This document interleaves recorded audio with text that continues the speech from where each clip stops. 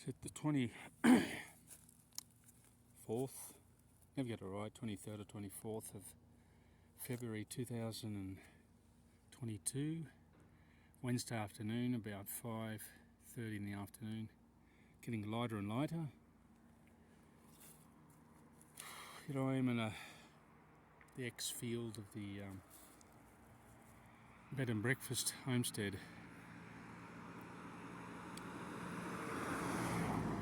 Not this one here. It's a restaurant, Zbegen. They're a famous family name. You can see we're indicating there was a house, and this was their property. They had sheep, goats, chickens, all farm animals here, fenced off, grazing freely. Well, that went broke. It was like a bed and breakfast. They used to rely heavily upon, in the summer especially, the Austrian tourists, Germans, would come here and do a homestay, bed and breakfast, and enjoy the beautiful scenery here on the Montello. That's where I am. If you want to check it on Google, Montello, northern Italy, the province of Treviso, in the region of Veneto, in the country of Italy. See, back of me there's all the signs to prove where I am. I don't want to take a video of footage of a car. Yeah, well, gas. The gas for Italy, where does it come from? It starts from Ukraine. No, it starts from Russia. The Russians supply it. Passes through Ukraine, Czechoslovakia, and it's passed through Austria. And it's distributed, when it comes to Italy, from Treviso. Treviso would be about a 2-hour drive from here. It goes through all the web, so to speak, of piping we get. But what's going to happen? See, Italy is super dependent on natural resources. They say, oh, we had it in Puglia, Calabria. There was talk about things of the past. Oh, we had nuclear power, all gone. Nuclear power went in, I think, 82. That's to the left for you. I think if you built a nuclear power station, with all the safety technology, it'd be a pretty safe proposition. But at the same time, like Fukushima, the Japanese are pretty good engineers, known for their engineering. Hondas, Kawasaki, Yamaha, Suzuki, Toshiba. Excellent engineers. So, Fukushima polluted a lot of the sea off the coast of Japan. It's probably still polluted. There's a risk there. I criticise Musk, but at the same time, he's got the right idea. I think eventually we're going to have to leave this planet. And it's the situation in which we have to is accelerating exponentially. You can see it. Fighting over land, resources, territory.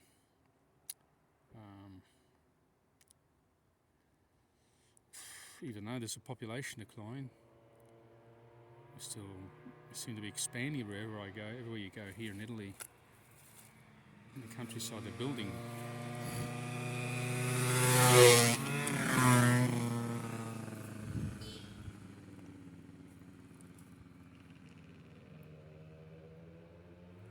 And guys on the bikes.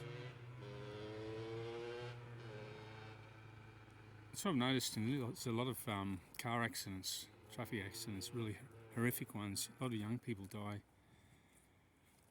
because they love car racing, bike racing. Valentino Rossi, the Ferrari, GP, MotoGP. So it's really a sport that's followed high participation rates.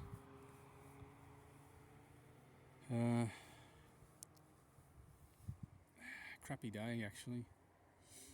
Everything you read on Twitter, the news is just we're coming out of the health crisis. And I think we're entering into something 10 times more serious. Geopolitical intentions.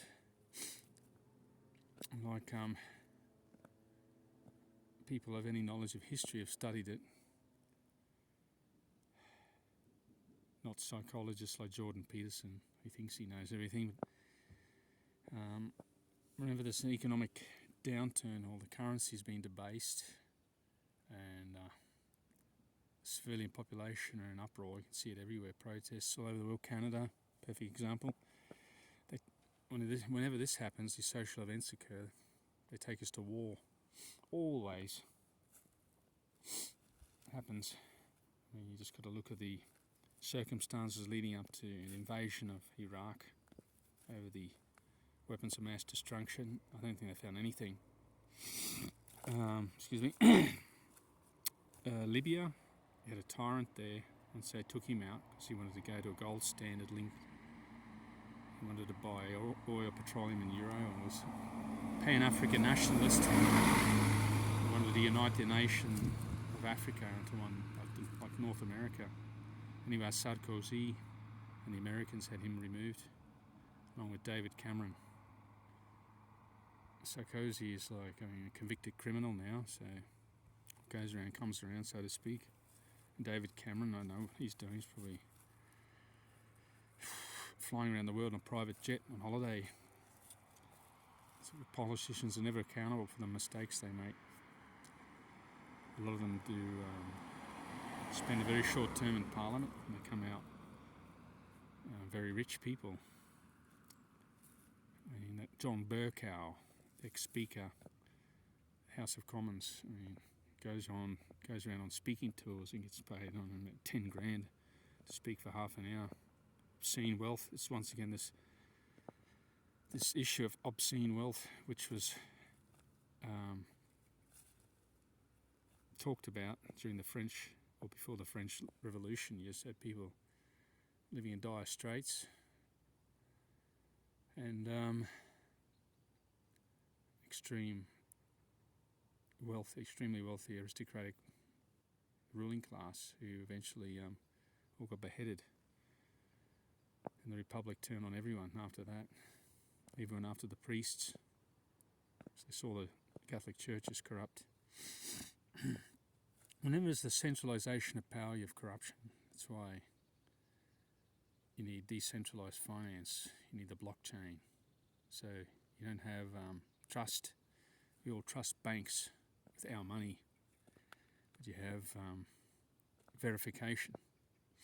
So when you do a transaction with your bank card or your credit card, it's verified by the bank. It's like the shopkeeper turns around, say, and there's the bank behind him, because is this solvent? And it gets verified in the block. That's one block, and one transaction is a block. Starts another chain, and the next transaction comes another block. That's how it works.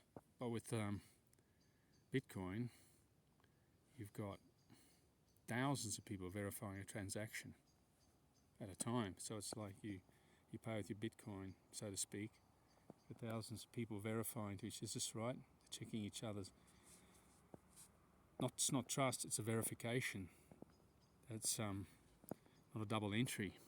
I don't know if I explain it too well, but it's complicated, Bitcoin and blockchain technology. You need to study it. I think it's here to stay.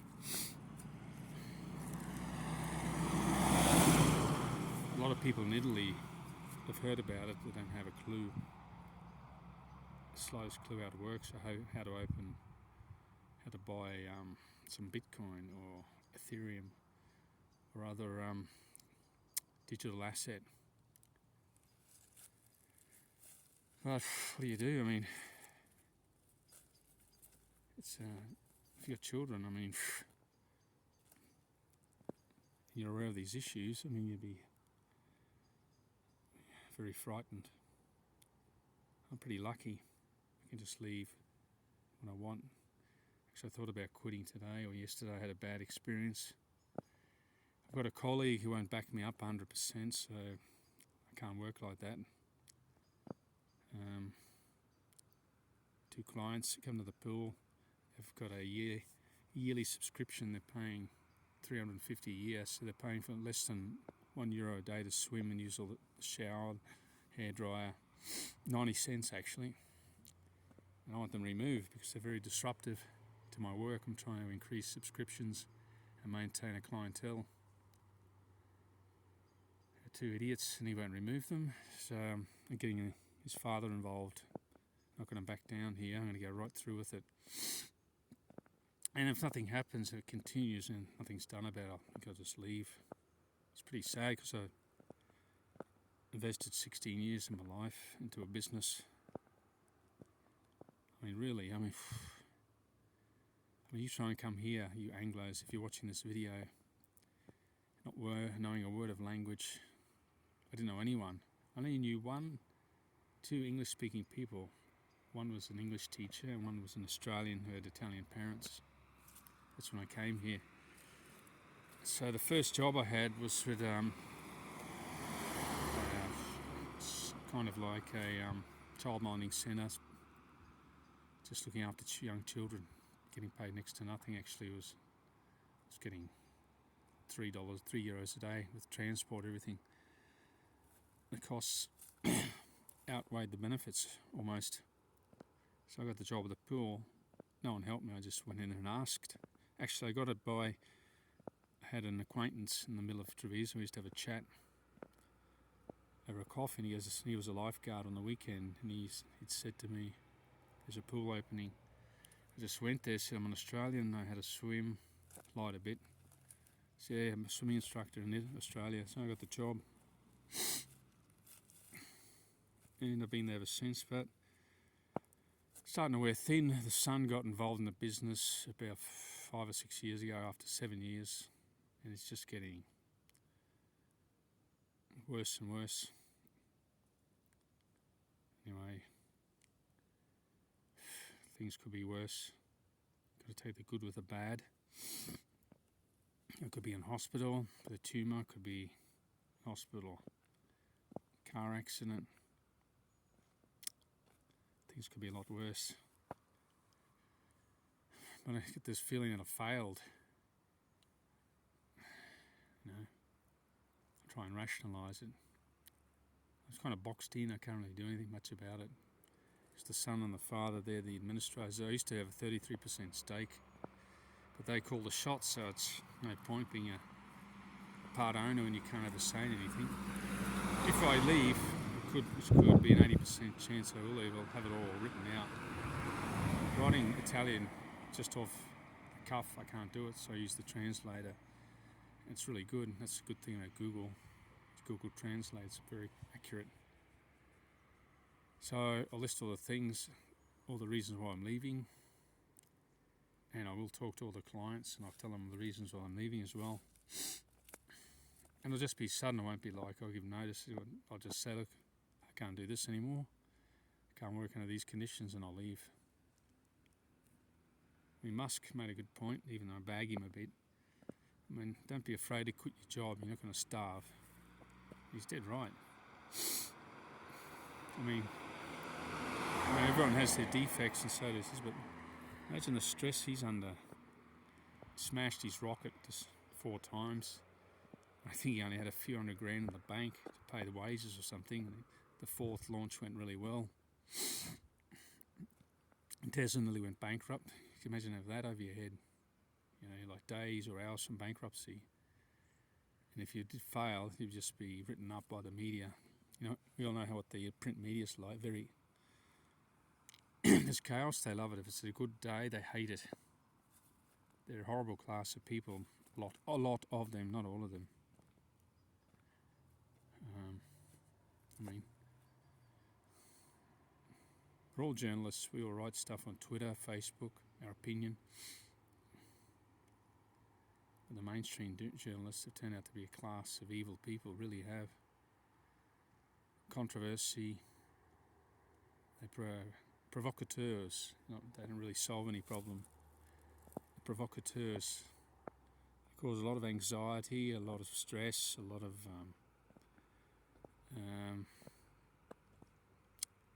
what's the word more accurately? Chaos. The print media and the electronic media, digital media, they produce anything positive for society. I mean, you may as well not look at the news. Get on YouTube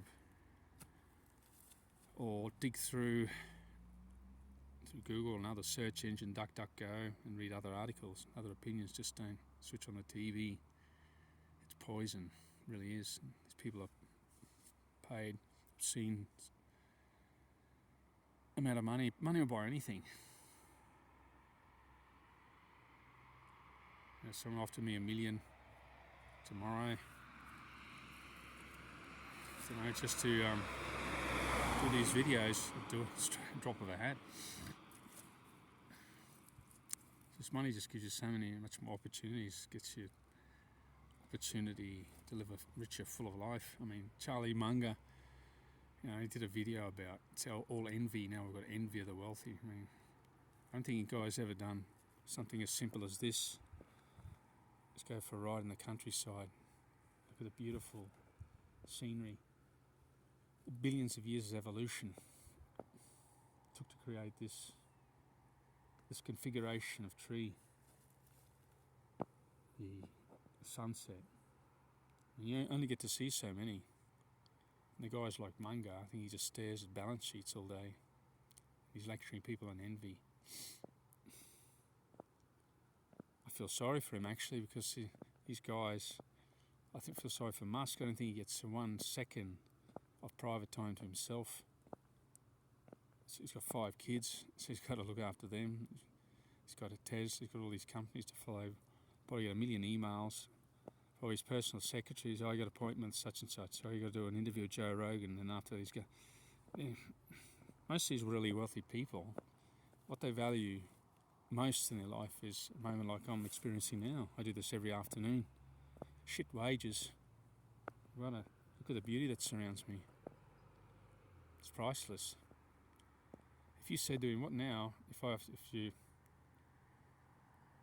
another $10 million or an hour every day on yourself, I think he'd choose an hour on his own in privacy and peace and quiet over the $10 million. The same with Munger and Warren Buffett. They're just hounded all the time. They probably give you an impression that, they're real happy, satisfied. He did a lecture on envy. I think he'd envy me at the moment, just doing this. In northern Italy, on this hilltop, enjoying this beautiful scenery.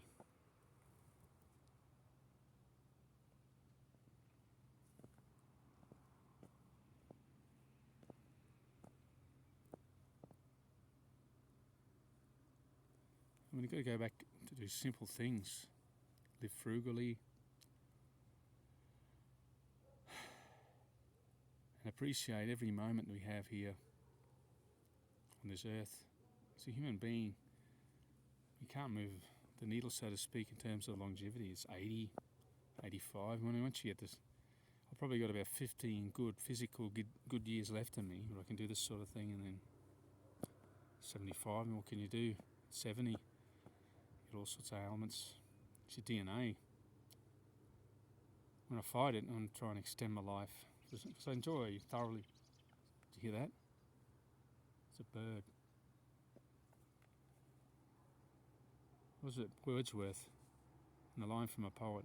Lines written in early spring. The thoughts around me, the birds around me hopped and played. Their thoughts I cannot measure, but the least motion that they made, it seemed a thrill of pleasure. And look at that. That guy was phenomenal. He appreciated just the smallest things out of nature, and a bird chirping and hopping around, enjoying the moment. There's a cyclist going for a ride. Well, best get going. It's getting dark, as you can see. Traffic's starting to build up a bit. People finishing work. We're all running around us poor middle, lower working class people, earning banknotes. They're becoming more and more worthless. Anyway,